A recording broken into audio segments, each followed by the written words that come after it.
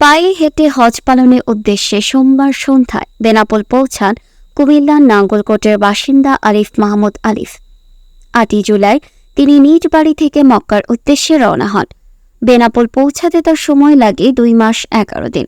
স্থানীয় আবাসিক হোটেলে রাত্রি যাপনের পর মঙ্গলবার সকাল 10 ঘটিকার সময় বেনাপোল ইমিগ্রেশনের আনুষ্ঠানিকতা শেষে ভারত গমন করেন।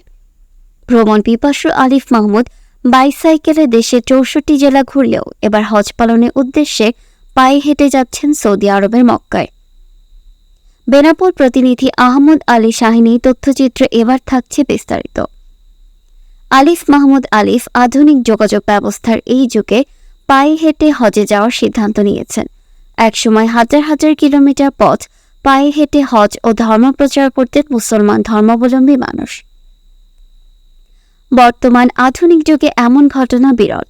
আল্লাহ পাককে রাজি খুশি করার আশায় এমন যাত্রা করছেন 25 বছরের যুবক আলিফ মাহমুদ।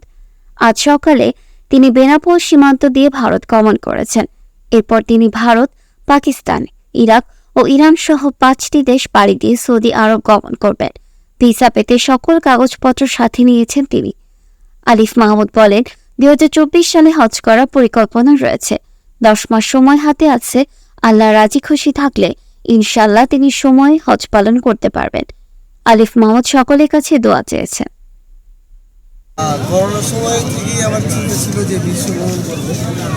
যখন আমি সাইকেলে 64 জেলা ভ্রমণ করি তখন আমার মাথায় চিন্তা আছে যে আমি যেহেতু বিশ্ব ভ্রমণ করবো, আমি যেহেতু একজন মুসলিম, আমার প্রথম সফরটা আমি মক্কা মদিনা দিয়ে শুরু করি।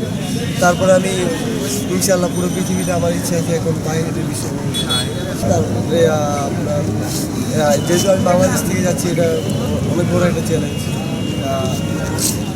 তো আমি মাননীয় প্রধানমন্ত্রী, তারপরে সবার কাছ থেকে আমি দোয়া চাই, সহযোগিতা চাই। সবাই আমার জন্য দোয়া করবেন যেন সুস্থভাবে পবিত্র মুখে পৌঁছতে পারি। সবাই